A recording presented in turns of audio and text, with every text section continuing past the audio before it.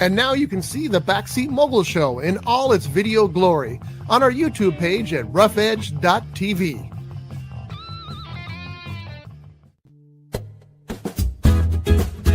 It's tiki time at Harbor Cove Cafe. Dive into the tropical paradise at the end of Spinnaker Drive in Ventura with vibrant drinks, delicious bites, award-winning fish and chips, and more. Now featuring extended hours and happy hour. Fridays from 2 p.m. to 8 p.m., Saturday and Sunday from 2 p.m. to 4 p.m. Harbor Cove Cafe, the hidden treasure at the end of Spinnaker Drive. Visit harborcovecafe.net for more information. Showbiz is a cruel and shallow money trench, a long plastic hallway where thieves and pimps run free and good men die like dogs for no good reason. There's also a bad side.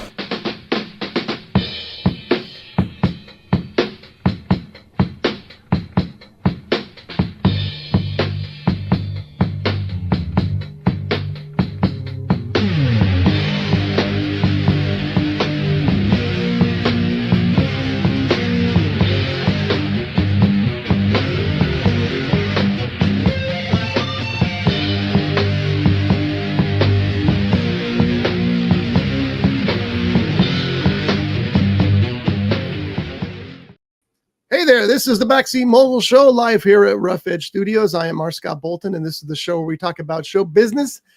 Sitting right here to my right is none other than JohnyD. Johnny, good morning. Good morning. Now that I got my head all together. Whoa. Yeah, you should really stop that. It's not good for you. You're going to end up with a concussion. And your point? No, that's a good thing. And next to JohnyD is Jeff Genet here with us today. Jeff, good morning. Good morning. So we're going to do a little bit of everything today. We're going to talk briefly about some news because there's a couple of interesting things happening.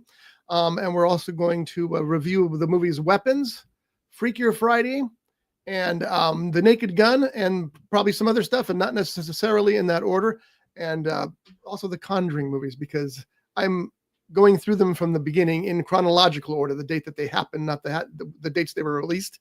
I've only seen one of them before. I've only seen one of them before. So this is now I'm pretty about halfway through, I think. So I didn't even realize until recently that the Annabelle movies were part of the Conjuring series. I didn't know, but now I know, and I'm learning that slowly. So anyway, let's start today with some news. We have some news going on, things that are interesting here. Ryan Reynolds has announced that Deadpool will appear in the next Avengers movie, Avengers Doomsday. Think he'll steal the movie? I'm curious to know if it's just a cameo or if he's going to have a big part in it. Yeah, that's a good point. That's a good point. I mean, he's so different. His Marvel movies are so different than any other Marvel movies. I don't know how he fits into that Avengers universe. I mean, I know they're all going to hate him because he is the merc with a mouth, but I don't know. Well, in the past, we've seen just about every one of the Avengers die, come back, die, come back. But Deadpool never really dies. He just regenerates. That's right. So I don't know what that has to do with anything, but you can't kill him. Well, that's good news, right? Yeah, of course. It's actually my favorite Marvel series, I think, is the Deadpool movies. Just because I got burned out on the other stuff. There's so much of it, and so all the storylines sticking together is like watching a TV series. You had to watch every week to see what had happened next. But I love the Deadpool movies, and I'm glad to see more Deadpool wherever we can get it. But I just don't know how it's going to fit. Yeah, I mean, if you look at the entire cast of that, it's just there's a lot of wondering how it's going to work out, because they have the original X-Men in there. Obviously, the Fantastic Four's got to come in there, which they're in their own thing. And then you have the Thunderbolts, and then all these new Avengers from all the TV shows and stuff. So there's like 5 different groups of people that they're bringing together. And then Spider-Man hasn't been announced in it, but Spider-Man's obviously going to be in this somewhere. I would imagine, yeah. So then there's all that. Now, I may be speaking out of turn here, but is Venom, is that a Marvel character or a DC character? That is a Marvel character, but Venom is in the Sony Spider-Man universe. So Venom showed up in No Way Home, which was the one with Tobey Maguire Right. and Andrew Garfield and all that. At Actually, the end wasn't credits. he in, was it the second or third Tobey Maguire? So that, Spider-Man? No, that was a was- different Venom. Yes. Oh, okay. Although I guess from what I've heard that all the Venoms have the same consciousness, so like they'll They're like the Borg. so they'll remember all the from across the universes or whatever. That makes sense. But I don't know if Tom Hardy's Venom would be considered something that comes in this. That's too bad. I don't know. That's actually one of my very favorite characters. I Uh, love Venom. And as for my money, those three Venom movies were the best movies to come out of the Sony series. I can't even remember what the other ones were, and there's probably a reason for that. But I Yeah. really love the Venom movies. Did you like those movies? The Venom movies? I only saw the first one. Oh, really? I didn't see the second or third one. And I was like, I had this thing where as much as I want to see Venom 2 and 3, if I support Venom 2 and 3, then they'll keep pushing out Craven, Morbius, Madam Web. They're going to keep trying to get these other things to work. So I'm like in that tug and pull, like, all right, do I go see it because I want to, or do I like not support it so that the Sony verse will die? Well, let me tell you this. They'll keep doing it anyway, whether you see it or not. I So know. there's no escape. I know. See, Scotty taught me something almost 20 years ago. They don't care how good it is as long as it's putting butts in the seats. Yeah, but that's the thing. The Sony movies didn't put butts in seats. The only three that did were the three Venom movies. Mhm. So But they may not do those then. but his point is they're going to create more. They'll come up with more of them and other characters and what have you. So anyway, I don't know. Deadpool, I can see him fitting, but I can also see it's going to be a tight fit, and the rest of the Avengers are going to hate him because he's kind of a smart aleck. So we'll see what's going on there. Scary movie franchise. There's another one coming. Regina Hall and Anna Faris are returning to the series, and I guess the Wayans brothers are still doing it, which is good because if anybody's doing it, it should be them. Didn't they skip on one and it turned out terrible? Yeah, the last one. The studio made the last one without them. I don't know the drama behind that, but there was a lot of drama behind it. And then they finally they're coming back to do this one. So a lot of people are excited. I think that I just saw an interview recently with can't remember his name, one of the original creators of the Airplane movie, and also of the sequels and all that. And he was talking about the new Naked Gun series. And he said that the way that those spoofs work is there's certain rules you have to follow. And if you don't follow the rules, they don't work. And he said that's what killed the spoof, was the fact that these people would go out and make these movies thinking just because you bumped this against this, it was hysterically funny. And it wasn't. It was just stupid. He says you gotta be aware of the rules. And he wasn't so sure about the rules on whether the people who made the new Naked Gun movie knew those rules. It was interesting to hear his part. I wish I could remember his name because I should know it, but it's 9:11 in the morning. So, but anyway, that's a very good point. And I think that you need to know the rules if you're making a sequel or something like that. You got to know what rules you have to follow. And there are rules and everything. So, that makes sense. But I think that they didn't know those rules like the Wayans brothers did. So we'll see what happens. I'm looking any time I can see Anna Faris, I'm okay. Or Regina Hall. They're both very, very good. And they're fun to watch. What else we got? Thunderbolts is coming to Disney Plus. It'll be there August 27th. I enjoyed Thunderbolts. It was a entertaining enough movie. It was better than Craven. Did you see Craven? Nope. I did. Oh, because you didn't want to support. Yep. Yeah. I saw the trailer and that was enough. Yeah. I wanted it to be good because I like that actor, Aaron Taylor Johnson. Yeah, I really like him.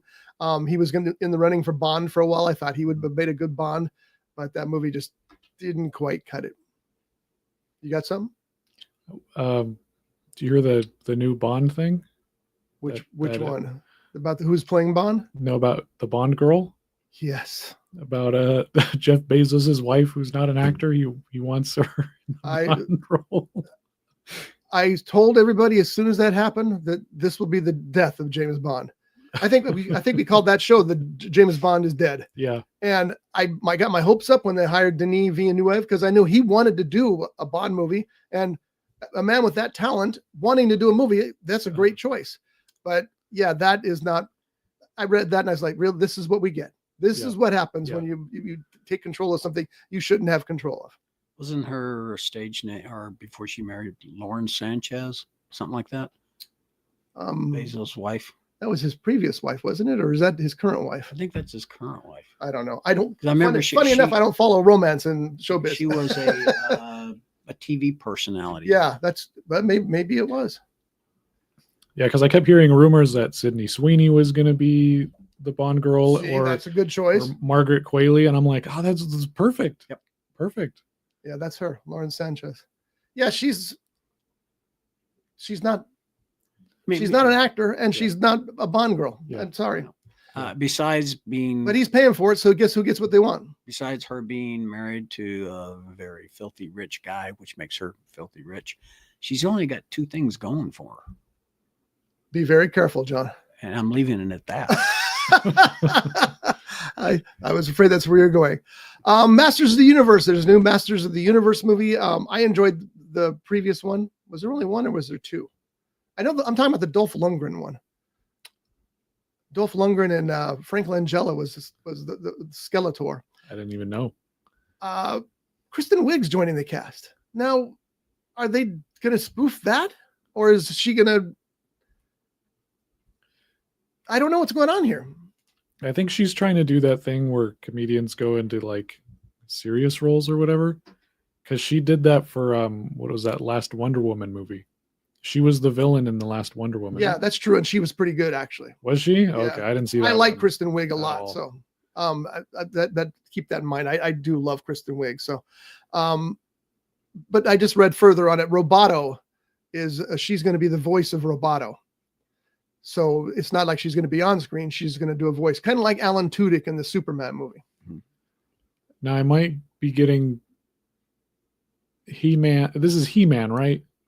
He-Man and the Masters of the Okay. Universe. Yeah. I might be getting that confused with Thundercats, so don't hate me. You know But what? Easy to do. Isn't Roboto the dude with the big like mouth, the robot mouth that has like the huge teeth? Probably because they said it was a male character before Kristen Wiig took it the part. There, Oh, that's no. that's the guy. Who am I thinking of? I don't know. I haven't seen either of those. Yeah. Anyway, Kristen Wiig joining anything is interesting, and I like what she's doing here because it's like I said, it's like Alan Tudyk did in Superman. He's the voice of number 4, and it's a big deal. And you know, Tudyk does a lot of that work, even though he's a tremendous actor when you're looking at him rather than an animated character with his voice. But he did that also for. I just read this week. He did it for iRobot, that Will Smith movie, which I did not like. That was Tudyk. Yeah, and it was funny because apparently they did testing on the movie before it came out, and his testing was higher than Will Smith's, and so they had to pull him from all the artwork because they didn't want everybody to focus on Alan Tudyk. They wanted him to focus on Will Smith. But I've read that book. I've seen the first 2 movies, Last Man on Earth and The Omega Man, and I did not like the Will Smith movie. Now I should probably wait. I'm going to do a little reversing here. Hold on. We're not talking about that. We're talking about iRobot. Yeah. I didn't see iRobot. That's the one that's based on Isaac Asimov. That's the Right? one with the robots. Yeah. Yeah. I misspoke. I was You're thinking talking about I Am Legend. I Am Legend. Yeah. No, you're not. But anyway, Getting back to Master of the Universe, is this going to be a live action, or is this going to be I believe animation? it's like live action. It Like is. that's because she's going to be the voice of the robot. So They did put out a picture a few weeks ago of the first set photo of He-Man, him in the you know, the thing that he wears, whatever you call it, the 2 belts thing, and has the sword. It's just like a silhouette thing, but it was pretty cool. I like I said, I enjoyed the first one. My son played with all the toys. So this I don't know how it's going to do. Is that still a thing? You know, I don't know how popular He-Man still is. Well, they're still making Smurf movies. They've rebooted that like 6 times. So, Yeah, and how'd that work out for him last time? well, they can keep rebooting it. But I think He-Man would work out because I do remember like I think there was a cartoon when I was a kid or something like that. I do remember having like a toy of the tiger and a couple of the characters. So I think it'll be fine because there hasn't been anything He-Man, Masters of the Universe, any of that stuff in media for like a long time. So I feel like this one might bring people. It might. I mean, it sounds very interesting to me. And like I Mhm. said, I'll go see it for sure. Mhm. Even before Kristen Wiig was in it, but I just don't know. But I'm the wrong person to ask because I was certain that Avatar 2 would fail Mhm. because it was 10 years after the initial film was released. And I thought nobody's going to remember Avatar. Well, it's the second highest grossing film of all time. Yeah. So apparently somebody did remember it and deservedly so. Those movies are amazing. So let's see what else we got. Box office this weekend. It looks like Weapons is going to be number 1 again. We'll talk about Weapons here in just a little bit. Freakier Friday, I guess, is going to be number 2 with, I believe, Nobody 2 coming in third place with the $9 million. Now, $9 million doesn't sound like a lot, but the budget for Nobody 2 is 25. So it's going to do okay. It's going to do okay. And I can't wait to see that. I have you seen the first Nobody? No, I haven't. You need to watch that sometime. It's You'll on, enjoy it. unless they've pulled it already. It's on Prime. Yeah. Yeah. Yeah. I think it's on my watch list It's because I do super want to go see entertaining. this one. Yeah. And so anyway, I can't wait to go see Nobody 2. And I don't know when I'm going to get a chance to do it because Shelley wants to go, John wants to go, Josh wants to go. And because everybody wants to go, none of us can pick a time. So, Well, if I was you, I would say, okay, Shelley, let's go. That's number 1. well, that's true, but she won't give me a time. Oh. I told her, let's go see Nobody 2 today. Well, not today. So that's just goes on. I definitely want to see this movie, and I just may go Tuesday morning. It is getting pretty decent reviews. The original was sitting at 84%, and this one's at 82%. So Okay. it's doing all right on Rotten Tomatoes. But there's also, I saw this one thing. This guy said it was a wasted opportunity because it was nothing but a violent action film when it could have been a story of fatherhood. I'm going, you're watching the wrong damn movie, dude. We're not going to go see Nobody 2 to see a family get together. You don't suppose he pulled a Larson, do you?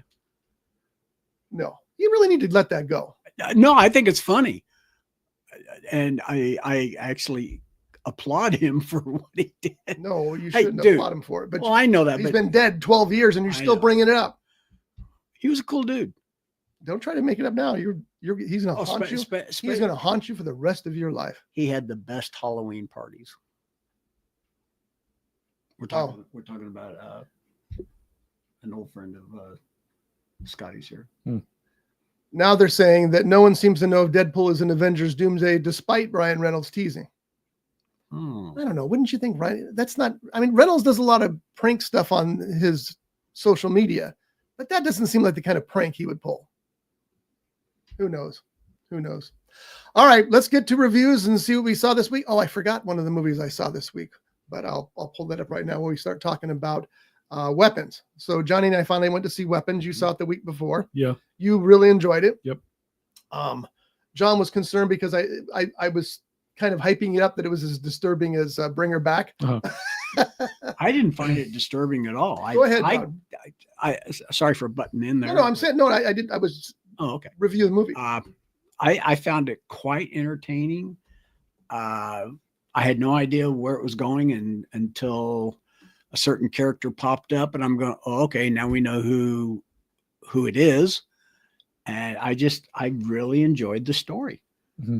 And there was one thing I did have a problem with, and I should have wrote it down, and I can't remember what it was. But all in all, yeah, I'm giving it a thumbs up, big thumbs up. I quite enjoyed that movie. And I had no idea that Josh Brolin was in it until I saw him on the screen. Mm-hmm. And it was good. I really enjoyed that movie. I did too. I'm trying to not give any spoilers. Well, we should tell people what it's about basically, and what it's about is a town where 17 children go missing in the middle of the night. They all got up and ran out into the darkness at 2:17 a.m. And do you think they chose 2:17 a.m. because of Stephen King? In The Shining, room 217 is where that haunted woman in the bathtub lives, or dies, or exists. I don't know. Oh, that was 237, I think. Was it? I Oh, think okay. so. Well, it was close. Oh, yeah, only 10 off. Yeah, that's true. But anyway, Same floor. 217, they all get out of bed, they all go running down into the darkness, and they vanish. And the story is really like a mystery about what happened to them that turns into this crazy horror film. And one of the best endings in cinema this year. I just love that finale. Mhm. Two things. I started taking notes like Jeff, so I got notes on here to talk about these films, because there were a couple things that I liked and a couple of things that I thought were weird. Okay, so there's one scene where a policeman is abducted, let's say, and his squad car sits out front for what must be the rest of his shift until the following morning. That's not how police cars work. They'd be out looking for that guy as soon as the shift is over and he's not back with his car. That bothered me. It's like, that's, okay, you let it aside because suspension of disbelief. Also, we find out later what happens to the children, and they're running, as I said, into the darkness. But most of the families there only have pictures of them running away from the home on their ring cams. But they did run through some other areas where there were probably more ring cams and other video cameras. But nobody saw those. All they had was the ones that were. So that, I'm like, okay, that's a stretch as well. The ending, however, made up for everything. I mean, those are minor things, by the way. Before I get to the ending, I also like the Pulp Fiction-y telling of the story, how they told each character's tale and intermingled it with the next character's tale. Yeah. And that's tough to do, and they did it brilliantly. And I know that it requires multiple takes doing those kind of things. You would know it. They nailed those scenes exactly the same every time. And that was very impressive. I really enjoyed that aspect of it. Took you a second to realize what was going on, but once you did, it's like, oh, I see what they're doing here. And I love the way that those stories intermingled. The finale, though, is what makes it all worthwhile, because it's what you want to happen, even though they lie to you in the beginning. But I won't tell you what the lie is. We'll leave that for them. But I'll tell you guys off air. They lie to you at the beginning of the movie, but that's okay. I can't. I'm trying to decide how to say this without giving anything away. But that's okay, because it builds the tension of the movie, I think, because something is said at the beginning of the movie that isn't true. And so the whole movie, you're thinking, well, that's not going to happen, because then it does happen. And you're like, okay, that was a very good trick to make me on edge all the way through the movie. So I liked it for that as well. But that finale is so explosive and so exactly how that movie needed to end. It was just, I don't care. Everything else forgiven. I'll take that. And it was just, it was beautiful. So very well made film. And I'm looking forward to more from this writer director. Hang on a second, please. I forgot to mention Amy Madigan. Oh yeah. I had no idea that was her until I saw it in the credits. Okay, go ahead. I do know what you're talking about. Mm-hmm. It's a lie, but it's also still true. That is, you were 100% right. Yes, you're right. Yeah, I just really enjoyed.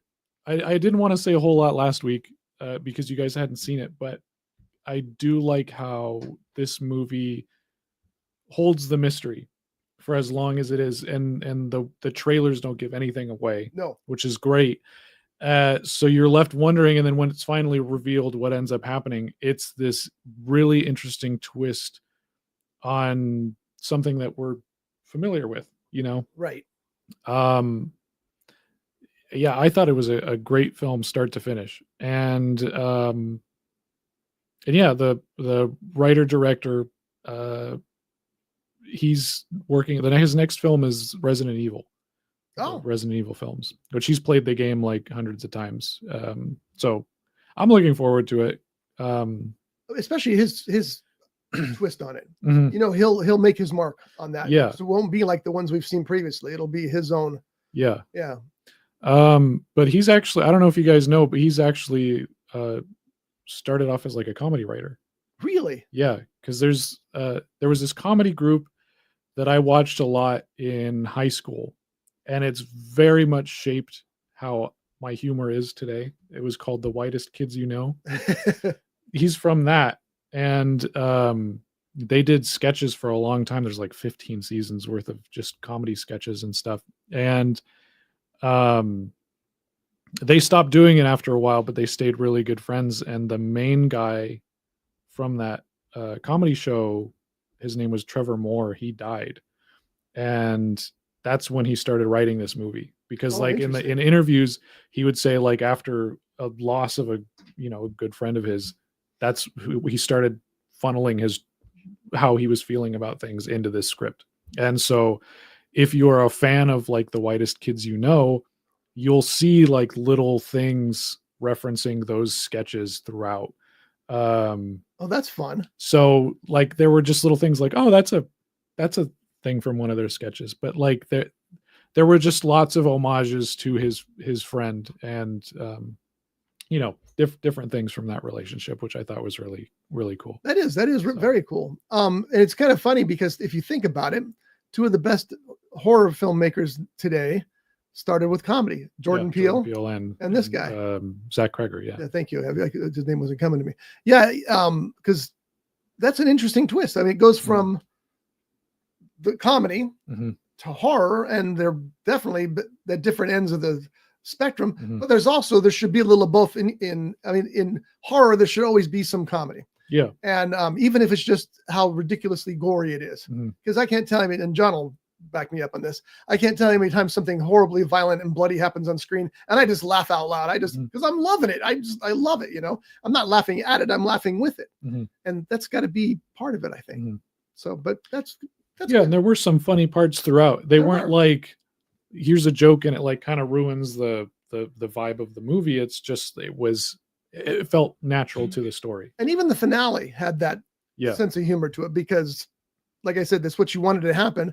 Yeah. And the way it happened was just so wild. It was hysterically funny. Josh went to see that this weekend too and just fell in love with it. He and Andrea both just thought it was great. So Weapons, a big thumbs up from all of us. It's a terrific movie. 96% on Rotten Tomatoes. So that's very good as well. And I can't wait to see more from this. I'm interested about the Resident Evil thing. Yeah. I heard something on the radio last night. I think they said that going into this weekend, it was number one again. Weapons it'll be number one easily. And it's only dropped 49%, which is where you want to be on a second weekend. Anything above that is you start to get in danger territory, but not too far. 66% is the normal for a big blockbuster.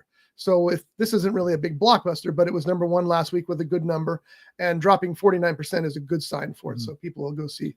I did not find it being a horror movie. I just found it to be a really good thriller. But see, it is a horror movie eventually. But I love the way it plays out like a mystery for the first. They're just looking for the kids. They're just trying to figure out what happened, because nobody knows what happened. Oh, and Julia Garner, I almost forgot to mention her as the teacher. Fascinating character. And she played it perfectly, because everybody's blaming her because it's just the kids in her classroom they're missing. But she honestly, I don't want to tell you. Okay, we're going to go see it. Go see this movie. Go see it. Yeah. I'm trying so hard not to give things away, because that's one of those movies. Anything you say could be a spoiler. Yeah. It's just best. Even if you don't know what it's about, just walk into it. Yes. Go see this movie this weekend and next weekend. Come to the studio and we'll talk about it again. We can't have 400 people in here, John. I know you wanted to say 1,000, 400,000. I know better than that. 400, we'd be lucky to get that. Yeah. All right, so let's move on. Jeff saw Freakier Friday. My wife wants to see it, and I do too. Anything Jamie Lee Curtis is in, I will go out of my way to see. She's grown into such a terrific actor. I can't even believe how all the accolades she's receiving now, and her performance in The Bear is one for the ages. But Jeff saw Freakier Friday, which is a sequel to Freaky Friday, and tell us about it, Jeff. I liked it. Okay, so that was Jeff's review. I had never seen the first one, which I'm surprised that I hadn't, because it was such a iconic movie for people my age growing up, that it was just something I always knew about. So when they announced this one, I knew my wife was a big fan of it. I asked her if she wanted to go see it. She said yes. So we finally sat down and we watched the first one. Everybody I tell, I haven't seen the first one. They're like, really, Jeff? You haven't seen that? I loved it. I think the movie still holds up today, even after all these years. It was funny. I laughed a bunch. I thought it was great. And then going into the second one, you're always worried about how well a movie can hold up in terms of like a sequel, because some of these sequels, they're just like they're cash grabs or whatever, and they just don't work, or there's no Right. point to them.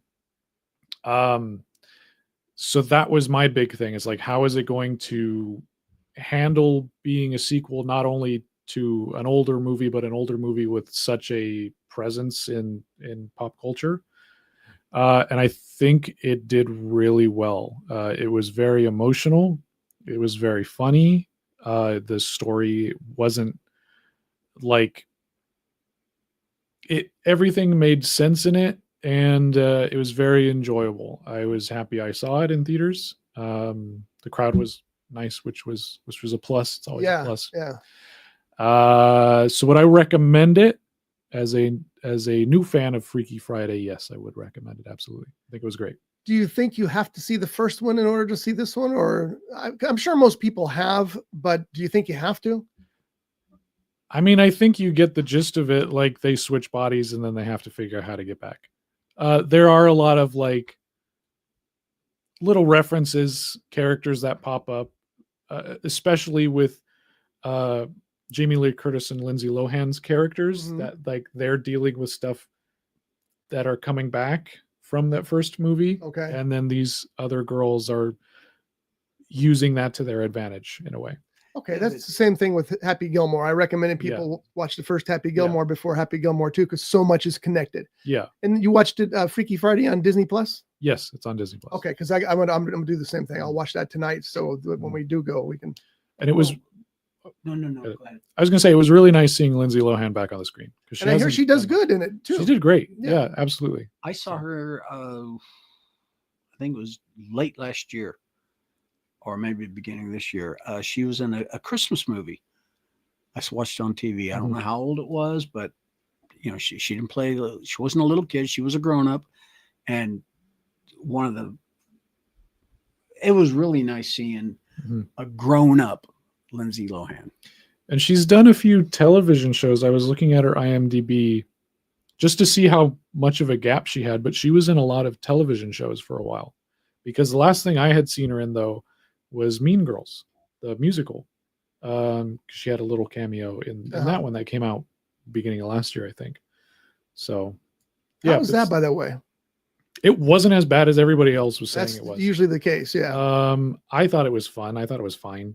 I enjoyed it. Yeah. Okay. Because I like to see that too. Yeah. I'm curious about that. I honestly cannot remember if I ever saw Freaky Friday.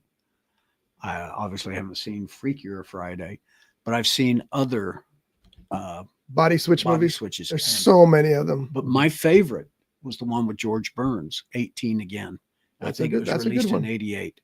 And the actor, I think his name was Charlie Slater. Yeah, I think you're right. He captured George Burns. It was a little disturbing though, because here was this 17-year-old kid smoking a big stogie. That was not. You never smoked? Well, no, you didn't smoke. No, I didn't. But no, if you guys can find 18 Again with George Burns, I highly recommend that one. What you were talking about, watching one because it helps set up the other one. The same thing with The Naked Gun. You should really watch the first 3 Naked Guns with Leslie Nielsen, and then go watch Naked Gun with Liam Neeson. It's not a sequel. It's not a remake. It's a, what would you call it? It is a sequel. It is a sequel. It's a continuation. Yeah, that's what I was looking at. Continuation. A requel. I like that. It's from Scream. Not with the same character, but a relation of the. Yeah, I don't think you need to see the first 3 to get the new one, but you should see the first 3 anyway. That's the movie that I was going to talk about today, because I did finally get out to The Naked Gun. Josh wanted to go there for his birthday, so we all went together and saw The Naked Gun. And it's one of those movies where you sit down and you start laughing from the beginning and you don't stop to the end. I literally had this stream of tears rolling down from this eye because I was laughing so hard all the way through the movie. It's just ridiculous. Liam Neeson nails the character that Leslie Nielsen played. Boy, those names are closer than I thought. Well, both their initials are LN. Yeah. But he just nails it. He knows what to do. Remember earlier I was talking about the rules? Zucker. That guy's name was Zucker, who that was the producer of the original Airplane movies.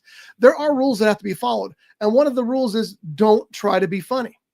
Let the script and the background and everything carry you over. Don't try to be funny. And he plays that role just dead straight.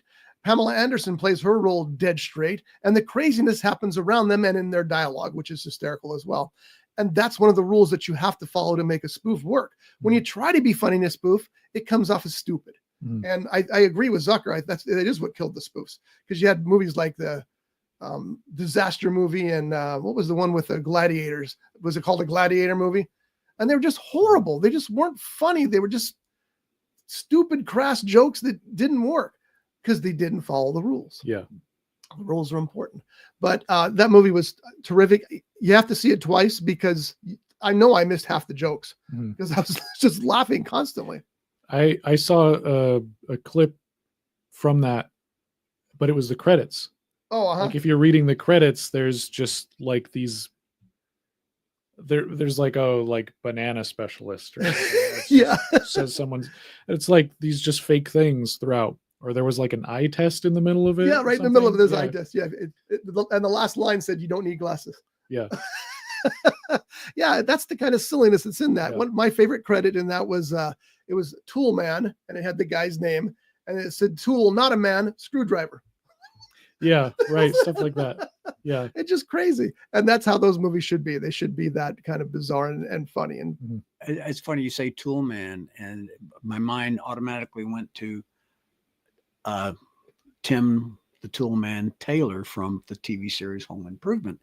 Who was the original Tool Time girl? Pamela Anderson. I just thought that was, nice little segue. Yeah, thank you. Yeah. Okay, so what else do we have to talk about today? Well, I mentioned off air about a new series I started watching on Prime Video. And what was that series? Butterfly. And who does it star? Daniel Day Kim. And Parabo. I can't remember how to pronounce her name. Well, we'll find out right now. But anyway, tell us what it's about, because I saw that on the ads on Amazon, and I thought it looked interesting. It's about a covert agency that is apparently not really affiliated with any government. They're kind of like Thrush from The Man from U.N.C.L.E. Okay. But they carry out assassins, and you find out in the show in the first episode who started the agency and how come they're not in the agency anymore, and who took over the agency. Piper Parabo is her name. Yeah, thank you. I just really enjoy the movie. It's got a lot of action. Now, is it a movie or a series? I'm sorry, it's a series. A series, right now, okay. I think they've only aired 6 episodes. And is there a lot of action in it, or is it just yeah build up so far? I know first episodes are always, you got to introduce everybody. Yeah, I find a lot of action in it. You found it? Did you? So you had to go looking for it? Oh yeah. Okay. No, I recommend it as Daniel Day Kim. I've really liked his acting. I think the first thing I saw him in was Lost. Yep. And then later he was in a TV series wise. He was in the reboot of Hawaii Five-0. Hawaii Five-0. And I just think he's a terrific actor. He is. I don't disagree with that at all. I did have an issue with the reason he quit Hawaii Five-0 because he wanted to get paid the same as the lead. It's not how television works. You're not the lead. You're a follow-up. Well, that happened to two of the actors from that show. Yeah, that's right. Both of them. But I think he wanted the same money as the lead, and you don't get the same money as the lead when you're not a lead character. It just doesn't work that way. So anyway, Jeff, do you watch a lot of television series or not? It doesn't seem like you do. No, not really. Usually when we watch television, it's me and my wife will watch an episode here and there, but Like the last thing we watched was The Bear, and now we're getting through the recent season of It's Always Sunny in Philadelphia. See, I've never seen a single episode of that. That's another one of those like very dark humor that it's like, I don't know how we're still getting away with that today, but it is so funny. Yeah, and it's been running, like you said, forever. 17 years now? Something like that. It's crazy. It's the longest running live action series of, I don't know if it's all time or one of them up there for sure. Yeah, I would recommend it. It's very much my humor. I love that kind of humor. Yeah. So this is probably very telling about me. What's it called again? It's Always Sunny in Philadelphia. And that's on Hulu. You can watch Is it it? all there. Yeah. Hulu's going away. Oh. It's on Disney Plus. Yes. That's what's happening to Hulu. The way I understand it, and I don't claim to understand everything, but the way I understand it, because I was concerned. Hulu is one of my favorite streamers. Mm-hmm. And all of a sudden I read this thing that Hulu's going away in 3 days. I'm like, wait, what? Mm-hmm. And the way I understand it is Disney Plus is going to absorb Hulu. Hulu will still be its own streaming unit within Disney Plus for about a year, and then it'll just kind of slowly dissolve into Disney Plus. Well, isn't that what's happening with Freevee? Freevee was originally IMDb TV. Right. Amazon bought IMDb, changed IMDb TV to Freevee, Freevee, and then I think it was you that told me that they're going to absorb it into it's already absorbed as a matter of fact. Prime. Yeah. Because, I mean, you can still watch stuff on it. Yes. But for how long, I don't know. Yeah, well, not for long because the app's going away. That's what the difference would be. You'll have to watch that stuff through Amazon. Yeah, I remember when you were talking about Hulu, when it first came out, it was free. Mm-hmm. I mean, I didn't know that. Yeah. And then I went to tune into it one day a few years back, and it's like, what? I got to pay for it? It was free yesterday. That happens. Yeah. It's personally, I think it's a little annoying because all of this stuff from Hulu, which you also have FX and all that other stuff, is going on to Disney Plus. And my kid knows how to use the remote. And I think it was easy back when Disney Plus was its own separate thing because it's like, it's all kids shows. Everything's good for kids here. And then it's like, okay, I can trust that. I can trust that. I can put that on. I could put that on. That's great. Since they started integrating the like Hulu stuff with Disney Plus, because it's all that same database now when you go on to Disney Plus, you know, poor things would pop up on the front screen. And it's like, okay, well, yeah, that's literally porn almost. So like, let's just scroll past that, you know? So it's going to be harder for those kids to figure that stuff out. And also it's harder for me to find that stuff. Because if I type in animation now, like what else is going to pop up? Everything. It's like, I have to physically go to a kids section. And then that's like, how is the search going to go? You know, because it was easy before. Like I could just type what genre of Disney I wanted. It's all separated there. And now it's becoming a little more complicated. So I know it's easier for the companies to have them all nice in one little thing and not 800 things. But for like sake of parents, I guess it's easier to have separate. I can see that. That's a big deal. And I know why they're doing this, because I don't think there's a streamer out there with the possibility of Netflix that's making any money. Mm-hmm. Streamers are all suffering. They've been suffering since the day they started. Mm-hmm. So they're trying to do all this, but it's going to make it worse instead of better. Yeah. You know, because like you said, it's going to confuse things. Is it on Hulu or is it Disney Plus? You know, is this safe for kids? Is this not safe for kids? Mm-hmm. And I know they have the child locks and things, but they don't really function. Yeah. You know, so I don't know. I think you're right. I think it's a mistake. I would leave Hulu separate, especially because Hulu is, as I said, I thought it was one of the best streamers. Mm-hmm. You could watch some terrific stuff on there, mm-hmm. and you still can, but now you got to go to Disney Plus. And isn't it going to feel weird to go to Disney Plus to watch The Bear? Yeah. It's just, I don't know. Yeah. I read an article a few years ago, and the guy said that in 10 years, there would only be 2 streaming networks available, and that the real action would be taking place in our homes with 3D holograms, basically acting out the television shows instead of us sitting watching it on a screen. And I don't know how close to the truth he was, But if the streamers don't start making some money, it's not going to happen. And you can't spend $300 million on a movie for television and expect to reap benefits from that. Yeah.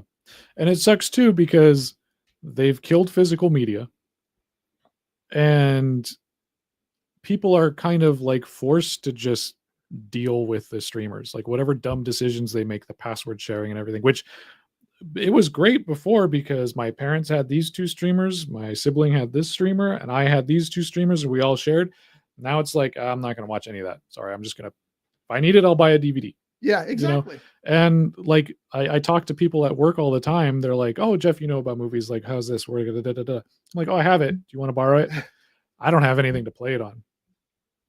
Well, you know, like you need to get something to play it on because so you won't be limited to the streamers, you know? Yeah. It's like you can borrow from the library of Jeff, you know, for free. That's very nice because that's the only way you can see certain things. Streamers are going to drop movies. How many times did you read, oh, Netflix dropped 100 movies today. Amazon dropped 200 movies. Disney dropped 1,000. Yeah. And maybe they'll bring them back at some point, but before I'm dead, I don't know. Yeah. The biggest one for me was for Peacock, the Universal Monster movies. There's like 33 of those. Peacock was the only place you could see them. And then they dropped them. And nobody picked them up? No. So where can you watch those movies? You have to have the physical media. Yeah. So I went out and I bought them. So now I can watch Frankenstein whenever I want. Yes. That's the key, man. I try to tell people that streamers are great, but you need physical media. So if you're trying to watch Pulp Fiction and nobody's streaming it, you can just pop it in your machine. Yeah. Or if you're trying to watch a series like Mission Impossible, like 1, 2, and 3 are on Netflix. 4 is on Paramount, 5 is on HBO, and 6 is on Hulu. It's like, okay, I need 6 streamers to watch these 5 movies. Nope, you can just borrow it from Jeff. He has the box set. Done. Yeah, that's the importance of physical media. And I'm buying way too much physical media these days. Every time I go to a thrift store, I walk out with at least 2 DVDs. This week, what did I get this week? I got Frankenstein's Monsters, some cheesy horror film. Have you seen that? Nope. Josh said it's really cheesy and terrible, but it's got cool monsters in it. Okay. Wait, it's called Frankenstein's Monsters? I think it is, or it's Frankenstein's Army, Frankenstein's Monsters. I don't remember what it's called, but it's about Frankenstein and all the creatures that are surrounding him. So, and I got something else too that was a little more current, but I don't remember what it was. But I'm buying everything that things that I really like. I mean, certain movies I will only buy on Blu-ray, and I've lucked out a couple times on Blu-ray. I got the Tom Cruise movie where he dies and keeps coming back. Oh, Edge of Tomorrow, I think. Something like that. Yeah. This one's got Emily Blunt in it. Yeah. I love that movie. Found that for 99 cents at a thrift store. And then my favorite thing, I still can't believe I got this for $1.98. Apocalypse Now on Blu-ray, both versions, the original version and the redo. So like score, and like you said, whenever I want to watch those, I pop them in the player. I'm done. I don't have to go hunting for them on a streamer. Make sure they're not edited. Sometimes they re-edit that stuff, and it just drives me nuts. But I think one of the neatest things that you found, coolest things that you found in a thrift store was one of your books. Yeah, that was kind of cool. Which one was it? It was Knife Point. Knife Point. I was in a thrift store one day. I'm looking at the books, and that's my book. So I bought it. I took it up to the front counter because I thought I'm going to buy it. I should have left it, but the cashier, she starts to bring it up. I go, look, that's me. I wrote this book, and I showed her the picture in the back, and she goes, that is you. And I said, yeah. And she goes, what it's about? And I told her it's a mystery about a detective. She goes, I love mystery stories. I said, well, here you go. Read this one. Still had to pay for it, but did you sign it for it? No. And the sad thing was, about 2 weeks later, it was back on the shelf. I bought it again. Oh, okay. What we're talking about are books by R. Scott Bolton, and they're available on Amazon.com. Yeah, I snuck it in there, didn't I? It wasn't much of a sneak, John. It was kind of forced like a pipe with a pro. The most current book Crowbar? by R. Scott Bolton, which is available on Amazon.com. And if you have Amazon Prime, you're going to get free delivery, is Bowling Bag in the Back Seat. You know what that one's about? Bowling Bag in the Back Seat? Yeah. There is yes, I'm going to say it, plethora of R. Scott Bolton books that are available on Amazon.com, whether they're hardback, paperback or Kindle. You download. I just looked up the word plethora and it means steaming pile of crap. So thanks a lot. No, it doesn't. This is a large or excessive No, amount of something. That's That's plethora. pretty much. Oh, not plethora. oh, sorry. What's the plural version of plethora? Plethora. Anyway, go to the website, Amazon.com, and order these books. Oh, and Halloween is just around the corner. And if you start paying attention to what some of the stores are doing and what you're hearing on the radio, you would think Halloween's next week. Yeah, I know. It's crazy. I walked into Target and all the Halloween candies out. Really? Yeah. Yeah. They got Halloween decorations out yet? Yes. Oh, Target. go into Lowe's. Lowe's has a huge display of Halloween stuff. Oh, Have you guys seen those 12-foot skeletons that they've been selling Yeah. for a while? That's what they got. Now they have a 17-foot one. Anyway, Amazon.com. Jeff's My gonna be, favorite. Jeff's going to be spending some money, I can tell. I spent when the Halloween stores open. That's when I shop for home decor. And the fact that Halloween is coming up, one of the R. Scott Bolton books is called Neath. You talk about a scary book. It's perfect for Halloween, It's kind of a mystery too. but it's really cool. Anyway, You know, I'll tell you about Neath. And if I did this, I apologize because, but I had a mind behind it. You watch all these haunted house movies and the hauntings always start when the people move in Mhm. because somebody else has moved out because it's haunted. So it seems like every single one starts when somebody moves in. And I thought, what happened if a family had lived there for 6 years and then the house got haunted? Mm. Why would that happen? And that's what I tried to explore with Neath. So And I read that story. I liked it a lot. Coming from a former paranormal investigator, it was really well done, and this research was done. So I appreciate that. And that Go was, read had a lot to do with Richard Sennett, who's Mm. Ventura's ghost hunter, because I went on a couple things with him and talked to him and things. That's why the book's dedicated to him, as a matter of fact. did you hear about the house in Simi Valley? That was from the Poltergeist house. It's been completely redone, and Well, it had to be. You saw how it ended. you can rent it. You can rent this house for $600 a night. No, thank you. I want to do that. I saw that and I saved it. I said, all right, one of these days I'm going to do it. You know what? That's a good anniversary gift. For my wife who hasn't seen Poltergeist, absolutely. Show the movie after you go to the house. Yeah. No, before. Before it's better. They're here. On Poltergeist, really quick. And speaking of streamers and bringing it all back to that, there's a series on Disney Plus called Light and Magic, which is about ILM and how they made that company and a lot of that stuff. And they go into a lot of the special effects that they did for those movies. And one of the things they talked about was Poltergeist, and two of the effects that they did for like the ghost and stuff, how they just put this figure inside of an aquarium, and then that would make the cloths float around and stuff. And then they would like put different materials in it to make clouds and stuff, and it was really cool. And then they said for the house, they had all these piano strings. They had a model house. They broke the house and then attached piano strings to all of them and put it through this big PVC pipe that they would pull. And they said, well, that wasn't going to be good enough. So we had someone with a loaded shotgun on the other side have them shoot it so it has all that shrapnel and stuff as we're pulling it in.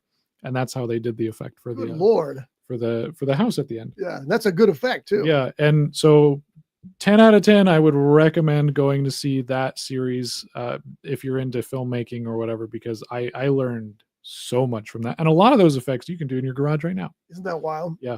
Now, what is this again? It's called Light and Magic. And it's on a net streamer on or Disney Plus. Yeah. Disney Plus. It's like a 6-part documentary series about industrial light and magic ILM. I'd and love how that. they made it. I like that kind of stuff, but it's the reason that I don't watch added product on a DVD and Blu-ray. Sometimes I don't want to know how they did it. Mhm. Sometimes it's better if I am unaware. Like one of the things, and I'm sure it's super simple, but it just blows my mind, is in a space movie when they're floating through those damn space capsules and they're floating a long way. I know that there's got to be wires and stuff involved, but what else? What else is the process of getting rid of those wires? How do you go through the ceiling? I'm just fascinated by that. Yeah. But I really don't want to know. It's like a magic trick. Don't spoil it for me. No, see, I get that. Like I love that kind of stuff. One of my other favorite documentaries is they had this Alien Blu-ray collection. I forget, the Alien Anthology or something. It's this holographic case, but each movie came with like a 2-hour documentary from the writing process to the theater release, and they would just tell you how they made the movie, and they would go into like every little detail about it, and it was super good. So I would recommend it. You guys Sounds- remember what it in was called. the original Star Trek Mhm. series, the transporter, you know how they got that effect? Yeah, they had to take each, because it was shot on film, and they took a pin and they just scribbled out the person that was beaming up in each frame. Right. No, that's not how they did. They had, I believe it was water, and they had this shiny stuff in it, and they got it spinning and all that, and that's what gave that effect. It's a great effect too. Oh, To this interesting. day, they've modernized it many times in Oh, many yeah, different it's ways. computer But it's generated still, now. yeah, but it's still, I love that. Now, how do they get it to work? Just superimpose it over the cast member? I mean, That's that's what one they thing fade in and out, I guess. Yeah. I really, when I was involved with behind the camera stuff, I always enjoyed practical effects Mhm. more so than CGI. Jeff, I think, feels the same way. Yeah, I don't care absolutely. what they use as long as it works. Yeah. Bad CGI is bad CGI. But yeah, it's just the short time that I was involved with it, I felt like I learned a lot. So, did you see anything else this week that you wanted to talk about? No, Freakier Friday was the only movie I saw this week. How about you? I started to watch Eddie Murphy movie last night, which is Oh, a little movie called The Pickup. and I started to watch that, and I looked at, I'm going, I got to get some sleep. Yeah, you saved yourself 90 minutes. Oh. It's god awful. It's terrible. The story of The Pickup is Eddie Murphy and Pete Davidson play armored car drivers, and they're targeted by somebody who's wants to steal something from them. I won't tell you what it is, but it's a little bit of a surprise. The problem with that movie is Pete Davidson's character is so annoying that you just want one of the bad guys to shoot him as soon as possible. He's got terrible lines. His timing is bad. Somebody threatening him. They got a shotgun in his face, and he's making jokes about having sex with him. It's just bizarre. It just doesn't work. I think there's maybe 4 really funny lines in the whole movie, and they're all by Eddie Murphy, and I'm pretty sure he ad-libbed them because they're better than any of the rest of the movie is. Mm. The action sequences are silly and ridiculous. How many times do you have to watch cop cars spin around as they crash into another car and fly through the air? It just doesn't work at all. And I really wanted it to work because I love Eddie Murphy. I mean, one of my very favorites ever, but this movie just does not work at all. It's not funny. The buddy aspect, the chemistry is way off between these two guys. Kiki Palmer's in it. She's pretty good, but they're working with a script that just doesn't do them any favors. And I got all the way through it. I don't know how. And most of the time through it, my wife was, "Oh my God, you got to be kidding." It's just so ridiculous and just badly paced and badly jokes that don't work. It's just awful. And I wondered I can't. Okay, I did. Sorry. I wonder, why did Eddie Murphy do this? Why did Eddie Murphy choose this project? Surely at this level of his career, he read the script and had the power to say no, which is what he should have done. But then I found out they paid him $20 million for it. Oh, that's So you'll do a that's lot an incentive. for $20 million. Unfortunately, it doesn't work. I don't recommend it at all. But if Johnny, if you want to finish it and have a different opinion, I haven't then started you'll be it kicked yet. off the show. Oh, I mean, we'll Well, the only reason I wanted to watch it, again, like you said, Eddie Murphy. Has he done some terrible movies? Yeah.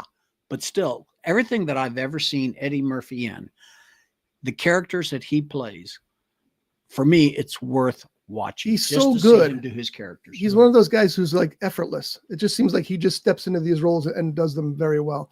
I don't even hate Adventures of Pluto Nash. Oh, yeah. I thought it was funny. You don't even hate that. Have you seen that at all? Nope. It's considered to be his worst movie. Oh, okay. And it really isn't that bad. Mm. Is it good? I didn't say that. I said it's not that bad. I mean, when you look at the movies that he has done in the past to what he's doing now, He's gotten more, because I haven't seen this one yet, the pickup yet, but he's gotten more, I don't want to say kid friendly, more family friendly movies. Well, he has done a few of those, but he's also stepped away from those. He did he's doing a new Beverly Hills Cop movie. Oh, he did one. It's already been released. I think there's still one more coming, and that was okay. You know, I haven't seen it yet. Has it been released? It's on Netflix. Oh, okay. It was a Netflix movie, and he did the Coming to America 2, which I also enjoyed. I thought was fine. A lot of people hated it, but I thought it was fine. So he did do those, like the Haunted Mansion and some other family friendly things there for a while. Norbit, which is another notorious. Didn't movie. he do Dr. Dolittle? He did Dr. Dolittle. So did another example. Robert Downey Jr. did Dr. Dolittle. I didn't think it was that bad. Is it good? No, I haven't seen it. Anyway, so yeah, I don't watch The Pickup if you can avoid it. Just Well, see, I was comparing a lot of his later stuff with a movie he did called Harlem Nights. it's a That great was movie. not a family movie. Not at all. But I love that movie. It was I watched it again recently, and it got terrible reviews when it came out. Mhm. I called it, because I was working with the paper, I called it one of the best pictures of the year, and the editor of the paper took that line out. And I thought, it's my opinion, leave it in there, you know. But it got really horrible reviews and whatever. I don't know why people hated it so much, but they did. Anybody seen the new Alien series? No, I haven't had a chance to yet. Not yet. I did. You're a big Alien fan. Mhm. I think you'll be very pleased with it. Okay. They spent a ton of money on it, and that's the first thing I said when about halfway through the first episode. I said, this show will not be back because it's too expensive. Mhm. And I looked it up, and they paid $250 million for that series. Jeez. So that's expensive. What's the series called? Just Alien? It's called Alien Earth. Alien Earth. And I'll just briefly tell you. I didn't realize that was a series. I thought it was a movie. No, it's a series. Yeah. Noah Hawley is the writer, creator, and director of some of these episodes. That guy is amazing. Mhm. He's a novelist. He's a director and a creator. He created the television version of Fargo, which, have you seen any of the Fargo? I was in the first season. It's amazing. Mhm. And all of the seasons are amazing. I don't know how he maintains the quality, because I've seen I think 5 seasons now, with the 6th one in the works. They're just stunning. They're so good. And they're so different. Every season is based near Fargo, of course, but different times, different eras, different actors. And every one of them is just outstanding television. So that's when I started learning about him. I read a couple of his books, and the books were stunning. And so when I heard he was supposed to do a Star Trek film, which he actually had written, and then Paramount canceled. Nice work, Paramount, because that would have been terrific. I know it would have been. And then he was going to do something else that just popped out of my mind because I saw it about Star Trek. But anyway, now he's turned his sights on Alien, and he understands the world. He's created it the way you remember it, especially from the first film, because this is actually, and this is where I get a little confused on things. It takes place 2 years before the first film. Okay. And it's confusing to me because it introduces the aliens, but I thought that the second film introduced the aliens, and I forget it's space. So maybe there's just years between them because of space. I don't know, but I don't want to tell you much about it because I don't want to ruin it for you, but I will tell you it's very complex. It's very action filled. The special effects are very cool, with one exception. The large aliens, they seem like they're matte instead of gloss. Aren't they normally glossy? They're usually like more wet. Yeah. They don't seem to be that way in this. Okay. But they still look stunning. They're still pretty impressive, and the writing is amazing. And the main concept is what I really want to tell you about, but I'm not going to until you see it. Is what really fascinates me about the whole thing. Okay. Because it's not just an alien. You know, it starts with the ship crashes on Earth. We probably all know this by now, and it's like got these aliens on it. It's about the people who are sent in to take care of it. That makes it so interesting. It's not just your standard, there's monsters chasing people, which there's plenty of, but there's just this underground storyline that is fascinating. It's the kind of thing, it's like, God, who thought of that? Well, obviously Noah Hawley did. Yeah. The only thing that I've heard about it is that they aren't using anything that was come up with in... Don't know what that was. Go ahead and talk. I'll go look. Okay. That was. So we're still talking about Alien? Sure. Yeah. It was the ghost. We just had a big jolt here. That's what we're wanting. Yeah. I don't know if you saw that on the camera or heard that on the Everything mics. seemed to jiggle. I heard Okay. glasses. Yeah. Ting, ting. Or someone ran into the back of the building. Well, if it was an earthquake, it would have been more than just that jolt, Yeah. I would think. We'll be right back after these messages. Would have been a perfect place for your ad. Oh, yeah. So, how's the editing coming along? I spent all week masking stuff out. Nice. So let's say this is copyrighted, right? Uh-huh. I take a piece of this wall, put it here, feather it out a little bit so it looks like that sign's not there. And if somebody passes in front of it, I have to take that square masking and shape it around, go frame by frame and shape it around that person so that it doesn't show up. And I spent hours and hours and hours, and I did about 6 seconds. Well, Let me get to my microphone. Apparently, we should stop talking about ghost shows because we're the only ones who felt that jolt. They're downstairs. The magic class is going on, and the other guy's stalking the magic shop. And when I asked them, "Did you feel that jolt?" They're all, "What jolt?" does next door the gym, do they have a second level? Like, I don't think so. Well, they do, but it's not right here. Right here is a tall wall. I don't know. That's a huge plot point in Freaky Friday where the characters that are switching feel a jolt and then nobody else does. So hopefully that doesn't happen. I think you're right, Scott. And what we should It's me. I'm the backseat mogul. I have no idea who I am.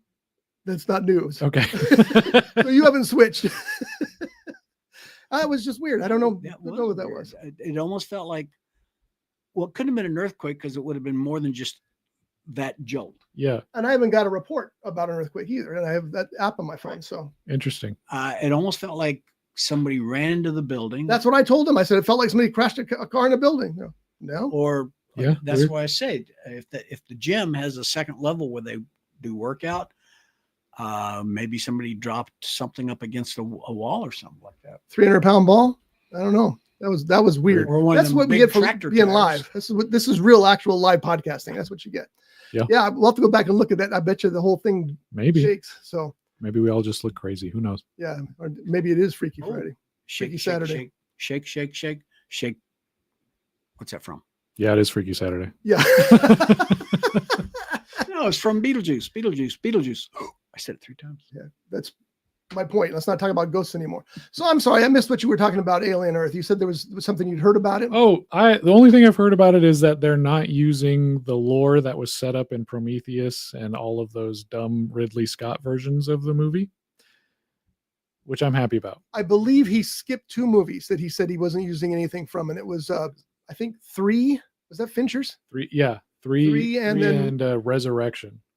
But then apparently also they're just not even looking at Prometheus or Covenant. Like they're just looking at Aliens, and then I guess Romulus as well. Yeah. Well, that's a big deal. And they're doing a sequel to Romulus right now. Yeah. Which, did you enjoy Romulus? Oh, I loved it. I thought it was Yeah. great too. Yeah. I can't remember which one it was about. I think I've only seen 2 or 3. That was the last one we went to in the theaters. Yeah. And the thing that really, I love the whole movie. I love all the set pieces and everything, the special effects, but I also love that timer. Once they set that timer, that really put some tenseness in that movie. And it was riveting from that point on. Mhm. So you don't remember that? Yeah. There's aliens with big, snouts and jaws that shoot out. Well, I remember that from the. Yeah. What was just the one that had? Oh God, the actor, he's passed away. John Hurt, No, he's still with us. Yaphet Kotto. No. John Hurt is no longer with us. Oh, And Yaphet Kotto is no longer with us. well, I knew Yaphet Kotto, but I didn't realize John I Hurt. think it was very That was recent. a couple of years ago. Oh wow. Oh, he's great as the Elephant Man. Uh, Oh no, it was yeah. one of the Marines. The guy. He was in Apollo 13. Oh, it's been 7 years since he died. I just heard something again. Yeah. I'm telling you, it's a poltergeist. You mentioned you had to bring up poltergeist, and now we're getting. He brought up poltergeist. Yeah, it was me. I know. That's true. That's true. I just kept I'm blaming the wrong conversation person. See, this is Jeff. This is John. Are we sure at this point? I don't know. I got all the equipment at my house. I can bring it on. We could check it out. Have you done any of that? Have you gone out and ghost hunted? Yeah, I've done. I did it for a television show for like 2 years. Where's that at, on YouTube? It's not out because it's not edited. Oh, They asked me to edit it, and I was like, "You use 8 cameras to interview someone. That's an editor's nightmare. I'm not doing that." So just use single screen the whole time. Yeah. Yeah. That's too bad. Mhm. That's kind of cool. Did you go to the haunted place out here in Santa Paula? the old Glen Tavern. Yes. I've been there on my own. Not part of that show, but that show we did, the Majestic, downtown Ventura. Yeah. And we did a couple of demonic possession cases that weren't demonic possession cases. Stuff like that. It actually, I believe in ghosts a lot, because I've had hundreds of experiences and I've done a lot of my own stuff. And then after I joined that group and did all the camera work, it was like, yeah, I don't think ghosts are as around as people think, because a lot of it is just like they walk into a house and then they believe everything's set. It's just like, we're not going to question this. You just met this person. We're not going to. This is not that. What this picture does not show what you say it is. That's this. It's reflecting off. Yeah, they get the effect that they want or something, and they move on instantly. It's a lot of that. It's like the most of the ghost shows on YouTube. Yeah, you know, it's they're walking down a hallway. What's that? And they turn around, something behind them. Like, there's nothing there. You know, I want to say I'm a believer, but I go to everything as a skeptic, because I want to make sure that it is real. Yeah. Because if I just say, oh, it's real, and then it's not, then people stop believing me. Right. You know, and that's what if I tell a ghost story, I want people to know that it's an actual ghost story. But yeah, like there was this one that we went into that was, like I said, demonic possession case, and they showed this footage that they captured on the security camera, and they're like, there's this bar that comes across. Look at this wacky orb creature that comes across, and it was this bar with this wavy thing that comes through it. Everyone was like, wow, that's really amazing. And I'm just sitting there recording with the camera, and I'm like, yeah, that's a bug. And everybody just turns, looks at me, and they're like, well, how is it a bug, Jeff? And I'm like, okay, well, frame rate on the security cameras is a little bit different. So you can see those wavy things are the wings of the bug, and that bar, that's the actual body. But because of the wing flapping, that's what creates the waviness. And it was like a video producer, like that was his house in Hollywood. And I'm like, you don't know this? Like he does know this. He wanted the effect for the show. I was kind of a buzzkill for them, because like everything I would be like, that's this reflection, or that's this. But see, that's the kind of person they really need on those sets, because otherwise they're recording anything and saying it's a ghost effect, and it's usually not. Yeah, and I was the guy that they would put in, like, if they were like, the demon is in this closet up here, up in this room in the 3rd floor, I'm like, okay, you guys go do your interviews. I'm going to go hang out there and for an hour by myself, just sit in the closet and just push me out a window, come scratch me, come do something, like, because A, yeah, I believe in that stuff, but B, I want that experience. And 2, or like, also it would be nice on the camera. Yeah, it sure would. Yeah. And then nothing ever really happened to me. So yeah. My ghost story, of course. I think we talked about my ghost story. Yeah, that's why I believe in ghosts, because I'm pretty sure I saw one. Mm-hmm. I know you believe in ghosts because you believe all that hanky stuff. Wait, what? Hanky? UFOs, ghosts, zombies. Wait, I've seen ghosts. I've seen some other things that aren't ghosts. Talking demons or something? Yeah, we won't talk about that stuff. Oh, but speaking of it, yeah, that's not. We've already got enough action up. We'll talk about that stuff, and that's a long story for a different time. Yeah. Let's talk about the Conjuring though. Sure. I started watching the Conjuring. Yeah. When you said that, I thought I'm going right there. We're going from one ghostly thing to another. Let's see. Next, it's going to knock the door down. You guys remember Alice Ghostly? Sure. She was so funny. An actress from back in our day, not yours. Oh. Okay. Tell everybody who she was so while I look this up. Alice Ghostly. She was on Bewitched. She played. Was it Bewitched she was on? Had a recurring role on Bewitched. No, Was one of the wasn't aunts. Alice Ghostly the maid on Brady Bunch? No, that was. I'm all confused. Oh God, I forgot what her name was. Okay, well, we're not talking about her. Let's talk about Alice Ghostly. Alice Ghostly. Google Alice Ghostly and you'll find all kinds of things about her. It's up to you now. That's your one of your homework assignments. Let us know next week. Oh, one more thing I want to add about the pickup before we get to the Conjuring. The continuity person should be fired because they're driving down the road in broad daylight, and the next scene, the bad guys are chasing them who are about 20 minutes before, and it's pitch dark. Huh. And it happens all the time throughout that movie. Is it day or is it night? Make up your damn minds. All right. So anyway, I've been watching the Conjuring series just because the new one's coming out. And I understand it might be the final one. It's always might with Hollywood, by the way, unless somebody dies. Even then, they just get somebody else to do it. But I'm watching them in the order that they take place, what in the year they take place, not the order they were released, because I think it makes more sense that way. You know, if I had followed the series from the beginning, maybe I would be able to follow it all. But I'm just watching them in the order that they took place. So the first one I watched was The Nun. Okay. And that took place in 1952. Okay, first of all, the nun looks kind of silly, not scary at all. She's got those that ghostly white pallor, and then these long needle teeth, and it's like, okay, well, it's kind of a boring movie. That was my opinion. What did you think about The Nun? Have you seen them all? I've seen them all. Yeah. Okay, good, perfect. I hated The Nun. The Nun 2 was better. But The Nun 1 sucked. And then mince words. Can't say those words on this show. The best part though, that I just like lost it in the theater and I just started laughing and I'm like, I can't believe this is somebody okay this. But at the end, they literally have, I think we can spoil. Yeah. The Jesus Christ blood grenade. Yeah. She literally pulls the pin and puts it in her mouth and it explodes and it gets the blood of Jesus Christ. I'm like, what are we doing? It's like we had so much other options. It was like you set this whole series up with The Conjuring, which was a movie that like defined horror when it came out. And we're here now.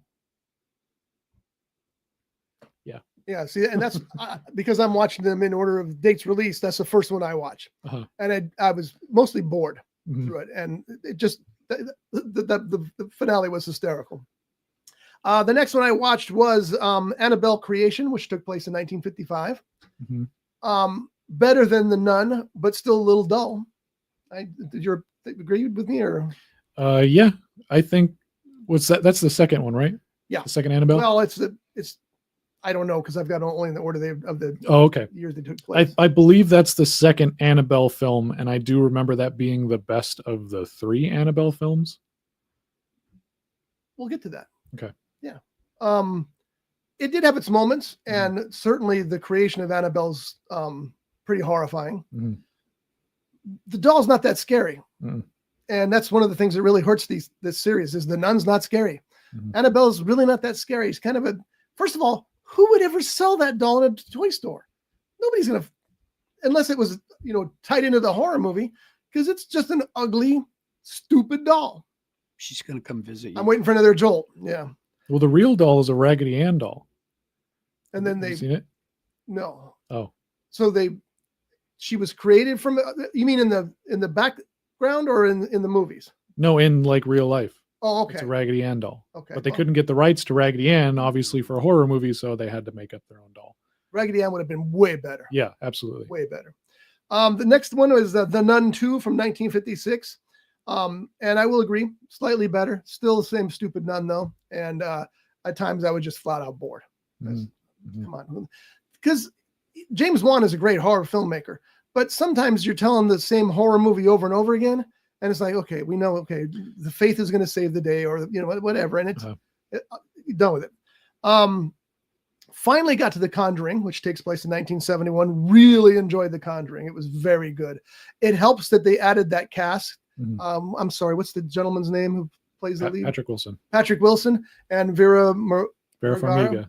Farmiga. Yeah. They're perfect. They Mhm. nail those characters. They're supposedly based on real characters. Have you seen any of the real footage from their stuff? I have seen a lot of the real footage from the Warrens. I have read a lot of their books. And I've seen a lot of the documentaries on the cases that they've done. So I do know a lot about them. They don't look a lot like the two characters in the film, but did they pretty much capture their essence, do you think?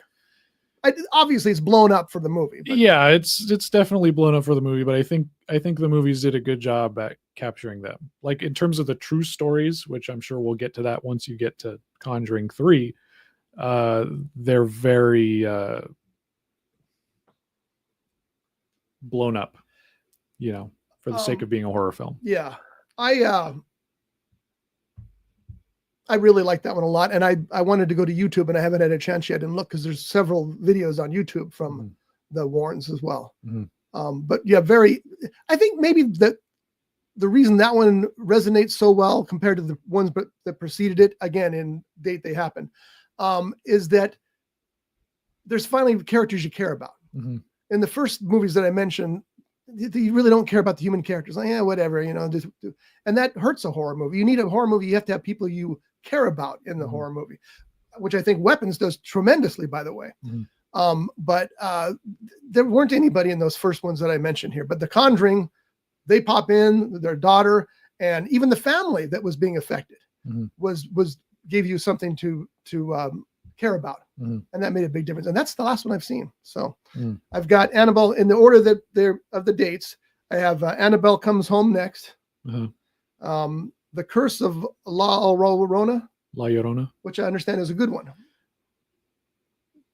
Some people might say that. Then I have The Conjuring 2, Conjuring the Devil Made Me Do It. And then the new one's coming out, The Conjuring Final Rites. The good news is... Did you talk about Annabelle 1? I probably skipped it. I have it here. It was after Nun 2. Yeah, okay. I did. And Annabelle 1 was...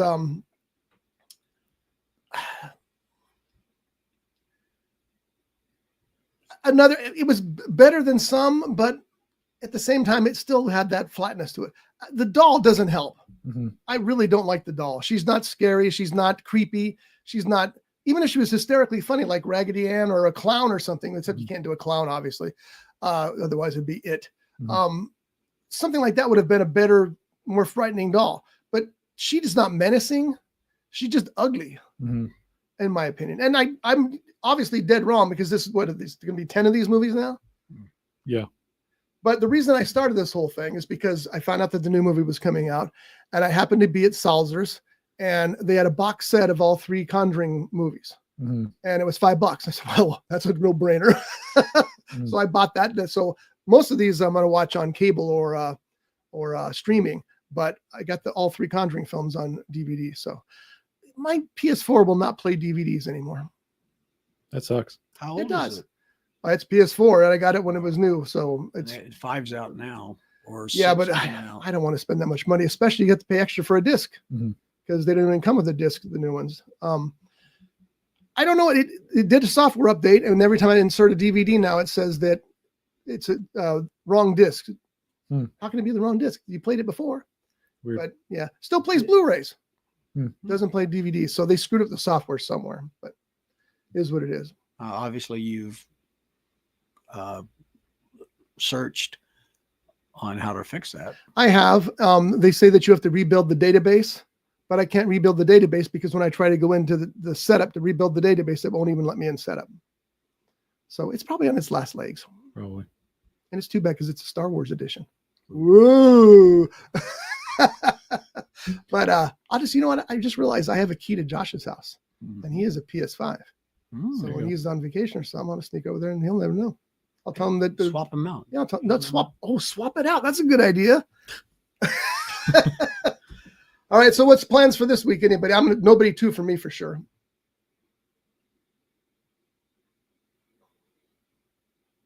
I'm not sure. I don't know what's out right now. That's what comes out Friday too. Let's see what's coming out Friday. Well, I'm going to try and hit Nobody 2 on Tuesday. Hit is a good term for Nobody 2. And Tuesdays, That's best right. day to see it. I better check my calendar to make sure I don't have any appointments. Don't check it now. We're doing a show. Well, oh man, I know I'm going to be doing a lot of editing. Well, we're going to get to that in just a second. I've been doing that, but I think I'm going to take this week and I'm going to watch old films because I did buy a bunch of DVDs that I need to start getting through. Don't you love that? Yeah, I do too. But I don't know what's out. I don't think there's anything out right now that I need to see. Shin Godzilla is going to be on screens again this week. They just August 14th. It's already been on screens. they just put out a pre-order for a box set. Did you see that? Okay, now is it available on Blu-ray or just 4K? It is I think Blu-ray. it's Blu-ray 4K. It's That's like a the only 5-disc Godzilla set. movie I don't know. I was thinking about picking that up because that is also there's a few I don't own, but that's one of them. That movie was so different than any other Godzilla movie, which is one of the reasons I think so many people love that movie. Mm-hmm. But I didn't know it was. I was hoping. I just didn't do the research. I was hoping it was going to be available on Blu-ray too, because I don't have a 4K player yet. what was the name of that company we used to check out? Could get DVDs and CDs really dirt cheap. Discount DVD, I think was the name of it. Deep Discount DVD. I wonder if they're still around. They are. I mean, we're talking about brand new, and it was like really, really. They had really good prices. They're not as good as they used to be. I mean, it used to be half price, and that was amazing. And did that include shipping? I can't remember. No, shipping was on top of that, I'm sure, because you don't get a $30 Blu-ray for $15 and free shipping. It'd be nice if you did. So this Friday opening up, we have Highest to Lowest. Oh, That just opened yesterday. I'm talking about yesterday. okay. I don't know anything about that. Denzel's in it apparently. It is a remake of Akira Kurosawa's High and Low. Oh, which is really? one of his best movies. Who's the director? Do you know off the top of your head? I get them confused. It's either Spike Jonze or Spike Lee. I think it's Spike Lee. Probably Spike Lee. Yeah. Spike Jonze was Wasn't he like a different? he was a white guy from the He played goofy 40s, music. 50s. Yeah. Okay. That is Spike Lee. I get him confused. Pardon Me is also out now. Nobody 2, Jimmy and Stiggs, Suspended Time, East of Wall, The Glass Worker, Witchboard. There's one for you, Jeff. Never heard of it. Went Up the Hill, Descendant. There's another one for you, Jeff. Hierarchy and Americana are all the ones that opened this weekend. That one's got Sydney Sweeney in it. Maybe I'll go see that. Oh, might be worth seeing. Texas Chainsaw Massacre is on the what do they call those events? The Fathom events. Fathom, yeah. So that'll be interesting. That's on the 18th. Next week, opening up, we have, of course, they do this to me. Neza 2. Closest I can get. There was a one. A re-release, yeah, apparently so. A re-release of Diva, Honey Don't, which is from the Coen brothers, I believe, with Margaret. Is it Qualley or Qualley? I think it's Quayle. Qualley? That's how I've heard it. She's amazing. I not a big fan of the Coen brothers, but that one did look interesting, so I might go see that. Didn't they You're do? not a big fan of the Coen brothers? Was it the Coen brothers or the Farleys who did Brotherworth? That was the Coen brothers. Okay. I like some of their movies, but like the wackier stuff. The early days, really? You mean? Because they can do serious, and then there's that in between. I'm good with that in between, and then there's that other stuff that's like, I kind of liken it to Wes Anderson almost, but like their It's own. so quirky and I don't like that version of Coen brothers. Oh, interesting. I like pretty much everything they've done. I've just been a fan for a long time. Eden with Jude Law and Ana de Armas. Anybody? I haven't heard of I it. haven't heard of it. Jude Law's in it, so it's got to be good. Ana de Armas is in it. Is going to be good. Oh, See the Peter Pan version movie that Jude Law was in? apparently not. Yeah. Watch that one and you'll change your mind. What's I it think called? Peter Pan and Wendy. Peter Pan and Wendy. Yeah. The Balconettes, Dongji Rescue, Splitsville with Dakota Johnson, Lily Lives Alone with Jeffrey Combs, Lurker and Hollywood Grit. Those are the ones that are out this coming week. Real quick, and then we'll call it a day here. Reanimator is playing at the Ventura Theater. They're having the 40th anniversary tour of the film, and they're screening it at the Ventura Theater, the majestic Ventura Theater. Mhm. And Jeffrey Combs is going to be there to answer questions, take questions and answer them. So Cool. Josh and I are planning on going. If there's so much going on in the next couple of months, I got vacations planned. I got other events. We got tickets to go see John Carpenter live, which I can't wait for. Oh, That's going to be great. He's doing his music from the movies. There's so much going on, and I got the Dark Angel concert at the Majestic Ventura Theater, which might be a little different than the Reanimator screening, I think, and probably a little louder, but but there's all kinds of stuff going on, but we're going to try to fit that in. And I think the last movie that I saw at the Ventura Majestic before it became a concert venue was Alien. oh, really? Yeah. It's a beautiful movie theater. Oh, and it had those beautiful seats, which are gone. Yeah. Long gone. I mean, all gone. They have folding chairs now, I think is what they got there. that place is super haunted. Do you heard of any, why am I having this trouble? What kind of experiences you heard of that are haunted that happened there? There's a little boy on the stage. Not anymore, though, because of reasons, which is also a long story. If you're looking at the stage on the right-hand side, there's the green rooms that they have everybody in. Yeah. Those are really haunted because those used to be brothels back in the mafia days or whatever. That's right. I remember that. Those are Wait a very, minute, very how haunted. can you say a brothel is haunted? Lots of energy goes into brothels. Well, no, I That's true. understand that, but A lot of bad things happen to those ladies. hey, well, okay. There's some dark presence over in that hallway where they load all this stuff. Yeah, So that's on the the one right I've hand- heard about. That's true. Yeah. I've seen that guy. Yeah. There's a projector room up there which still has all the old reels, 35 millimeters, like everything is up there just covered in dust. Every old piece of equipment. I've been in there and it's so awesome, and I'm like, screw the ghosts, I want to go through all this stuff. Yeah. So there's like this really tall guy that's in there. I've seen him before. And then there's another guy that's in there also, who kind of walks around that second floor area. There's apparently tunnels underneath the theater. I've heard Connects about to those. different areas of the downtown where they used to kidnap people and junk. Oh, sweet. And there's like a secret room that's on the blueprints. They don't know where it is, but there's like a secret room somewhere in there But that they've they're never trying to found it. figure it out. I wouldn't want to look for it. I think there's some things you stay away from. Yeah, but there's like a few other ghosts in there too. Like I know down in the stage area on the right, not stage area, but like if you're coming up towards the bar on the right hand side, there's a guy who hangs out on the stairway there, just before you go down into the lower area. That was me. What, you're here? There's a few others, but those are the ones that I remember because I actually had Experience with them. things with That's those cool. That's really cool. people. Yeah. Do you remember the first concert, Scotty? The first concert you saw at the Ventura Theater? I do not. Do you remember? Social Distortion. Oh, nice one. Yeah. My first one, the Byrds, and that was back in the 80s when the original members of the Byrds had to, for legal reasons, had to get back together and perform 3 different venues. Or they would have lost the trademark on their name. That's why they Because didn't do it. there was a group of guys on the East Coast Mhm. touring as the Byrds, the exact same spelling. And to stop them, they had to do this legal thing. Hmm. And I was fortunate enough to see the one at the Ventura Theater, the Ventura Majestic Theater. And Tom Petty was on stage with them. Chris Hillman. He's a friend of KBTA. He calls Tom Spence a lot. All right. And Roger McGuinn. It was great. I can't remember everybody else that was in there. But what was really cool at my table was Eddie Money. Hmm. I mean, I'm sitting at this table and He was such a cool guy. I didn't realize it was him until I heard him talk. I'm going, that's Eddie Money.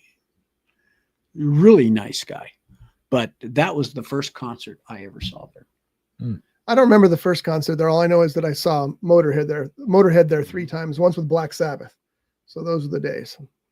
No, I have seen some really good concerts. Motorhead, Queensryche, that was a great concert. Yeah, I wasn't there for that one. I think Four Non-Blondes and Concrete Blonde. Yeah. There are some good shows. There's one band that this show, I can't really say their name. Nashville something. Yes. Yes, that was a good show too. You had some? I remembered Another Ghost. Oh. If you look straight up by the chandelier, there's Yeah. a hole in the Gorgeous ceiling. chandelier, yeah. Yeah, there's a ghost that Really? you look up sometimes, you'll see him peeking down. Because apparently a guy fell through that. Oh, I was That's wondering, why did he it's fall there. through? Did he hang himself? I was wondering what happened there. Yeah, he was like fixing something and fell through that. And all the way down, decided to died. Stick around. And so now you can see him kind of peeking down from there sometimes. Goes through. Cool. So Yes. that's- Catch me. I will tell you one quick story and then we're done here. Motorhead at the Ventura Theater was the loudest thing I was ever a part of. It was insane how loud it was. I was there with Josh and he was eating a bag of potato chips and it was gone. Chips were gone. So he crumpled it up and he put it in the middle of the table that we were at. And as we sat there watching the band, it was so loud that bag of chips started jumping and it edged its way over and it fell on the floor. That's volume. Or was it because It could have been one of those ghosts. We don't know. They were upset because been segmenting chips. That might be it. That's true. All right, folks, we're out of here. We'll see you next week. We'll have some new reviews. We'll have some more news and maybe a clip. I'm hoping. Let's do this. And now it's time for the First Run Progress Report with filmmaker Jeff Genet. I mean, you've already talked about it, but we might as well play the thing I made. Sure. Yeah, actually, while you walked away, we were looking for the source of the Jolt. the phantom quake. Yeah. There was a jolt. I did mention to John asked, I spent a lot of this week doing masking of things, like the opening of the film. You're looking at the front of the movie theater and they have on the windows painted an ad for a movie. And I wanted to get rid of that. So you take a window, you mask it over that. Just like you would take a piece of this wall and you would put it over that. Cut and paste, basically. Yeah, feather it out so it matches, blends in a little bit. And then my mom, who played the woman who's like knocking at the doors or whatever, she walks in front of that. So then I have to go frame by frame by frame by frame by frame and pin that masking square around her so she walks in front of it seamlessly. Wow, that's amazing. And that took, what did I say, 5 hours? 9. Oh yeah. Wow. Like I had 3 different sections of that. When she passes back, and then she half passes, and then the car passes, and then someone else passes. And that took me, that many hours to do Wow. that. Just go frame by frame by That's a frame, lot of work. moving all these little pins and stuff. So yeah, but that's the part where we're now that everything's like cut and it looks nice and it's like, there it is. We're starting to do the fine tuning and messing with the audio and messing with the little cuts, trying to match everything up and then the masking, the parent trapping, as my friend says. So yeah. Any word on the music aspect? No, I was going to talk to that guy this week, but I forgot. So I will do that by next week. So we can talk about that the next show. Yeah. And because I wrote it down in my notes, I have to say it again. R. Scott Bolton books on Amazon.com. Why do you have to say it again? Because I wrote it I down. mean, I'm glad you did. And realized, oh, I already wrote that down. So because it's in the notes twice, I had to say it twice. By the way, I rewrote the commercial.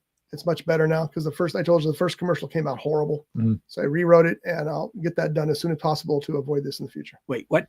Do you have John doing the voiceover for that? Oh, yeah. You have to have the word plethora in there. That's true. I'll put that in there. It's not in there now, but I'll add it. Okay, folks, we'll see you next week. Thanks for watching. Thanks for listening. Subscribe, do all the other stuff. Anybody got any last words? I do. Amazon Prime Video, Nobody. Watch that, then go see Nobody 2. And I think you kind of need to because you want to know what the setup is. I don't know if they recreate the setup in the new movie or not, but you kind of got to know what's going on. Well, it And- lets you know about the characters. Yeah. Yeah, that's exactly what I mean. So And Christopher Lloyd is in this also. he's So Bob you got to Odenkirk's see father, the first one and then the second one. which I'll be doing very soon. All right, see you next time. Bye. Bye. Brought to you by The Grape, Ventura County's premier jazz venue and cocktail lounge. located at 2733 East Main Street in Ventura. For menu and music schedule, visit them online at thegrape.club. This has been a Rough Edge Studios production.